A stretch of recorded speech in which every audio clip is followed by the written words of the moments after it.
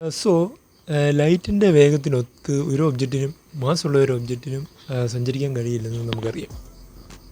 പക്ഷേ നമ്മുടെ ഭൂമിയിൽ അതുപോലെ എന്താണ് ലൈറ്റിൻ്റെ സ്പീഡിനോട് അടുത്ത് ഏകദേശം അടുത്ത് ഒരു പാർട്ടിക്കിൾസിനെ ആക്സിലറേറ്റ് ചെയ്യുന്ന ഒരു ലാബുണ്ട്, അല്ലെങ്കിൽ വലിയൊരു ഇൻഫ്രാസ്ട്രക്ചറുണ്ട്, LHC. നിങ്ങൾ അതിനെപ്പറ്റി കേട്ട് അറിവുള്ളവരായിരിക്കും, ലാർജ് ഹൈഡ്രോൺ കൊളൈഡർ. അപ്പോൾ അതിനെ കുറച്ച് ഫാക്ട്സാണ് ഞാനിന്ന് പറയാൻ പോകുന്നത്.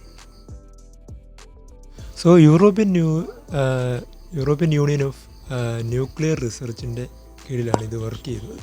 ഫ്രാൻസിനും സ്വിറ്റ്സർലാൻഡിൻ്റെയും ബോർഡറിൻ്റെ അടുത്തുള്ള 27 കിലോമീറ്റർ റേഡിയസിലാണ് ഈ ഒരു സ്ട്രക്ചർ സ്ഥിതി ചെയ്യുന്നത്, അണ്ടർഗ്രൗണ്ടിൽ.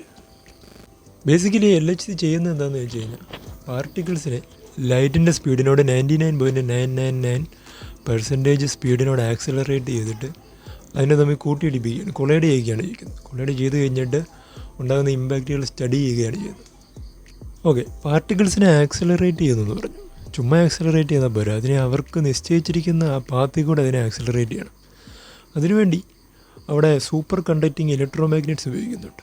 അപ്പോൾ ഈ ഇലക്ട്രോ മാഗ്നറ്റ്സ് വർക്ക് ചെയ്യണമെങ്കിൽ വളരെ കുറഞ്ഞ ടെമ്പറേച്ചർ വേണം. അതിനുവേണ്ടി -271.3 ഡിഗ്രി സെൽഷ്യസ് എന്നുള്ള താപനിലയിലാണ് ഈ മാഗ്നറ്റ്സിനെ വെച്ചിരിക്കുന്നത്. 1998നും 2008നും ഇടയിൽ അതിൻ്റെ കൺസ്ട്രക്ഷൻ കഴിഞ്ഞ് അപ്പം തൊട്ട് നിരവധി എക്സ്പീരിയൻസ് ഒക്കെ ചെയ്ത് അനേക സംഭാവനകൾ സേണിന് നൽകിയിട്ടുണ്ട്. പാർട്ടിക്കിൾസിന് മാസ് നൽകുന്ന ഹിഗ്സ് ഫീൽഡിൻ്റെ സാന്നിധ്യം കണ്ടെത്തിയതാണ് LHCയിൽ വെച്ച് ചെയ്ത ഏറ്റവും വലിയൊരു ഡിസ്കവറി എന്ന് പറയുന്നത്.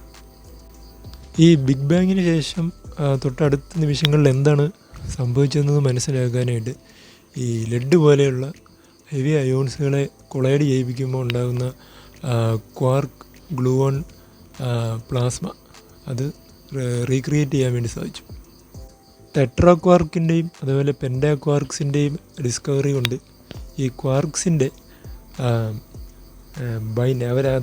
ക്വാർക്സ് എങ്ങനെയാണ് ബൈൻഡ് ചെയ്തിരിക്കുന്നത് നമുക്ക് മനസ്സിലാക്കാൻ സാധിച്ചു.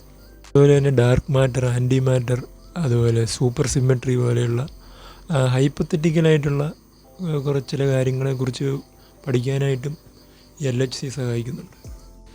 ന്യൂട്ടൻ്റെ കണ്ടുപിടുത്തങ്ങളോടുകൂടി വേറെ ചില കാര്യങ്ങളോട് ആഡ് ചെയ്യാമെന്ന് ആൽബർട്ട് ഐൻസ്റ്റീൻ കണ്ടുപിടിച്ചു. എന്ന് പറഞ്ഞു കഴിഞ്ഞാൽ ഈ ടെക്നോളജി അല്ലെങ്കിൽ ഈ ഫിസിക്സ് വലിയൊരു സബ്ജക്റ്റാണല്ലോ. അപ്പോൾ അതിൽ ഓരോരുത്തർ വരുമ്പോൾ ഓരോ ജനറേഷൻ വരുമ്പോൾ ഓരോ ആളുകൾ പുതിയ പുതിയ കാര്യങ്ങൾ കണ്ടെത്തിക്കൊണ്ടേയിരിക്കും.